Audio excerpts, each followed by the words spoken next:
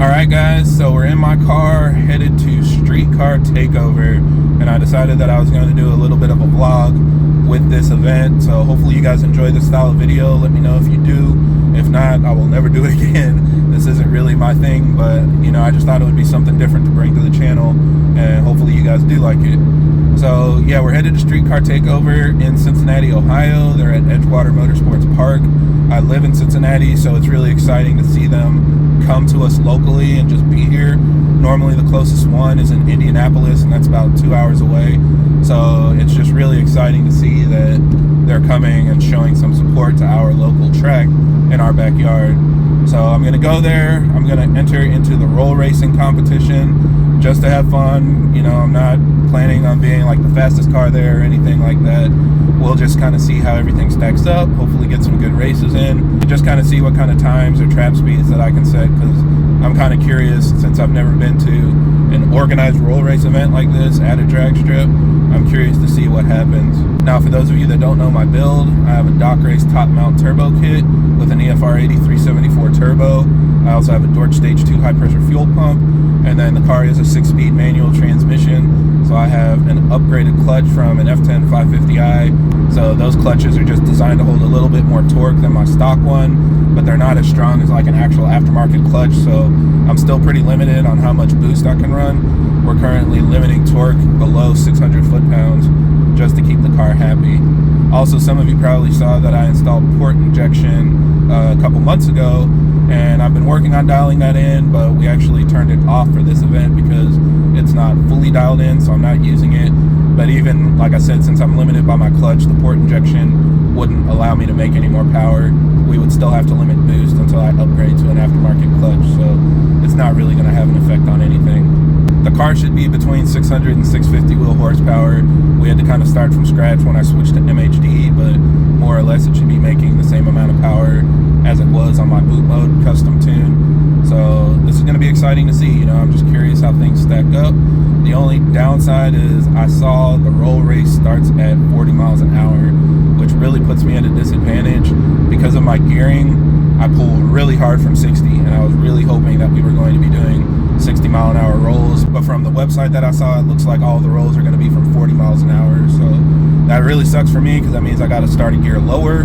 That puts me at more risk of spinning, and also I have to do an extra shift. My shift from second to third is not very fast, definitely not as fast as the shift from third to fourth, so it just puts me at a really big disadvantage, especially if I'm racing any automatic cars. But again, it's just for fun. We're just going to see how we stack up and how things go. I might try a couple different things just to see what performs the best from that low of a roll. You know, we'll kind of see.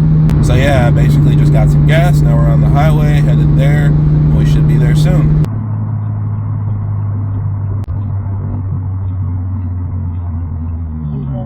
Destination.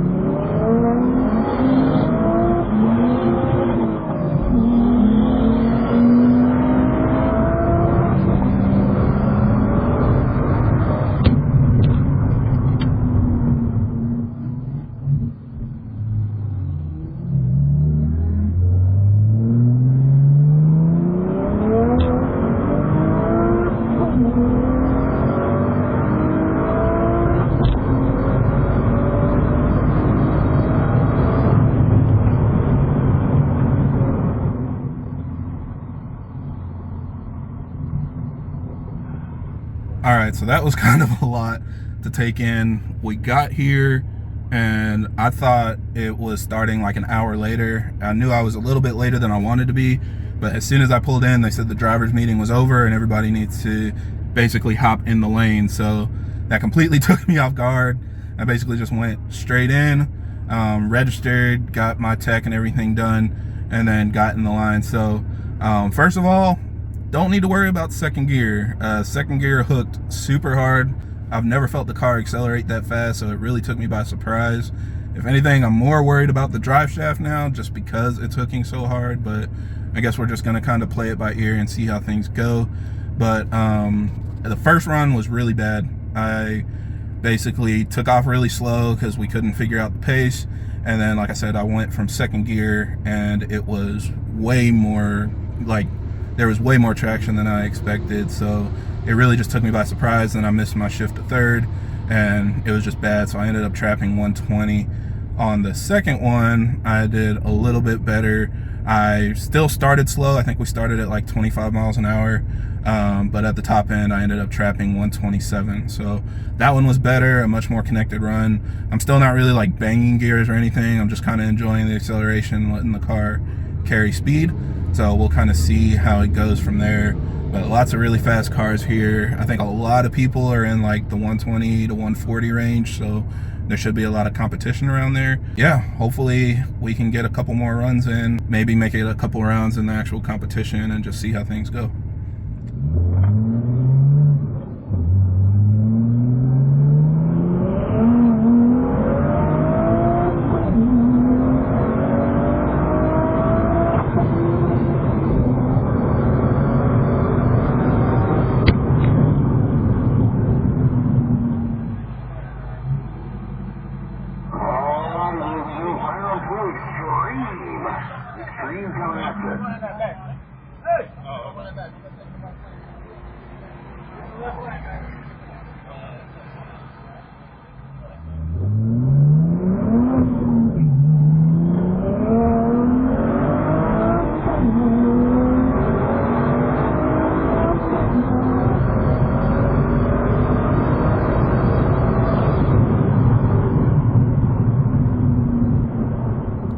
So let's go ahead and talk about what happened.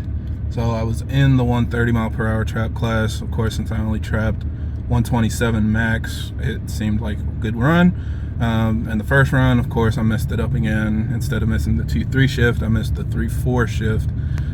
So bogged out, you know, got back into it. But I realized nobody was next to me. Like, I couldn't even see the Corvette. And so I got back in it, started flooring it, and trying to run it out. And of course, he flies by me right at the end. So it was a pretty bad run. I spun a little bit at the launch as well, but I felt like, you know, I still got him. And of course, on the time slip, it showed that I beat him barely, but he was pretty pissed about that. So when he came back to the lanes, he basically contested the run, said that I wasn't going fast enough on, you know, the takeoff. Basically, I didn't get up to the 40 miles an hour. Personally, he looked pretty pissy. I'm like, bro, I'm not taking this that seriously. So if you want to run again, we can run it again. And so we did. We switched lanes because the left lane sets the pace. So he wanted left lane. Again, that's fine. And so he set the pace. Of course, it was much faster. And even though I trapped 129, that was the best trap I've had all weekend, he ended up winning because he was in front of me literally the whole time. So it is what it is. You know, I got knocked out. Of course, he trapped a little slower, so he had to sandbag a little bit. His car probably does like 133 or something like that. That's what most people do. So, you know, yeah, it is what it is. He ended up getting knocked out by the next person, the next run as well. So, yeah, overall, a lot of fun. Definitely a learning experience. I now understand why you guys like to run a tire, because definitely feeling it hook second gear is a whole new experience. A lot more fun that way, obviously. So hopefully if I can get a drive shaft in the future, I'll be more comfortable running a more aggressive tire to make sure that I can hook and not have to worry about, you know, spinning second gear on the street. But other than that, you know, I really enjoyed it. It was cool to see kind of where I landed. I think 129 is pretty respectable, being DI only, you know, just a big turbo and a clutch. So yeah, I think I'm just gonna kind of walk around and see the other cars that are here. You guys kind of know my aesthetic and what I'm interested in if you follow my Instagram and stuff, but there are a lot of cool cars here. So I'll highlight a couple people I know and a couple of new cars that I just kind of like, and then kind of talk about what we learned. And guys, I want to remind you, when you leave the lanes back there and come over here to these short shoots, please be ready. Go out of the groove. Out. Thank you. Thank you. Awesome, awesome. As we go on today, you're going to hear me tell people to go out of the groove, ask them to go out of the groove, and make sure something happens to your car. Please go out of the groove.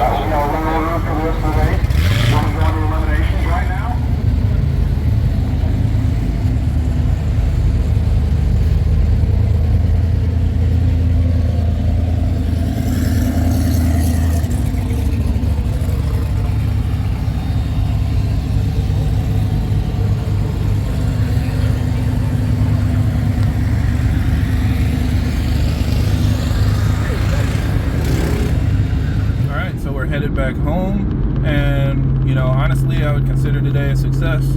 I got multiple runs in the car. I got 4 runs, 2 that I would consider good. The last one was definitely the best for sure. Getting that extra, you know, maybe 10 miles an hour up front definitely helped me get a couple miles an hour on the end. So that made me curious, like, can I break out over 130? You know, I didn't really care if I, you know, got disqualified. I just wanted to see how fast I could go, but I didn't get a chance to get any more runs in. So hopefully next time, you know, if there's another event close by, I can test it out and see if I'm able to trap a little bit faster. But I do think from 40, you know, going over 13, 20 feet, getting up to almost 130 is pretty respectable, especially for the setup. No port injection running, not fully 85, you know, we're on an ethanol mix. So yeah, you know, even in a 6-speed manual, you can really trap fast with a proper setup. Now, I had a lot of buddies asking me, you know, why did I run that guy again? I didn't have to run him again. You know, they kind of just did it to concede for what he was complaining about. But the rules are that the left lane sets the speed. So whether I leave at 20 miles an hour or 40 miles an hour, you're just supposed to match the left lane. But again, he was much more committed to it. I don't know who he was racing with or for or any of that, but obviously he was very vested in making sure that his car got an additional run, and that's fine. You know, like I said, I was just there for fun. If he really had like some money on the line or whatever that he was trying to get out of it, you know, that's his prerogative. I was there just to run in the daily class with my regular street car, so it wasn't really the end of the world for me. You know, and he got knocked out the very next run, so he didn't make it any farther. It is what it is for him too. So yeah, I think most everybody that came with me and was in my group was having a lot of fun. One of our 550i friends actually made it to the final round, but he got eliminated by a Mustang, and that car trapped way slower than he did. That car was sandbagging a lot, so it got way out in front of him, slammed on the brakes, and then it was able to, you know, beat him to the line without breaking out.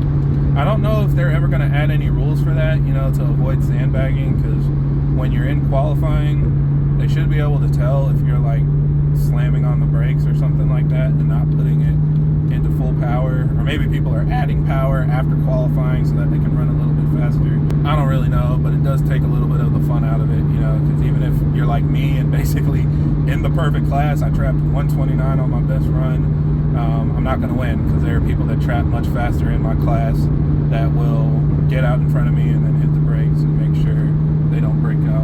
Hopefully you guys enjoyed this content. Again, just let me know if this is something that you're interested in. I also plan on doing some autocross and other like kind of track oriented stuff. Maybe not roll racing and drag racing, but just other ways to kind of exercise my car.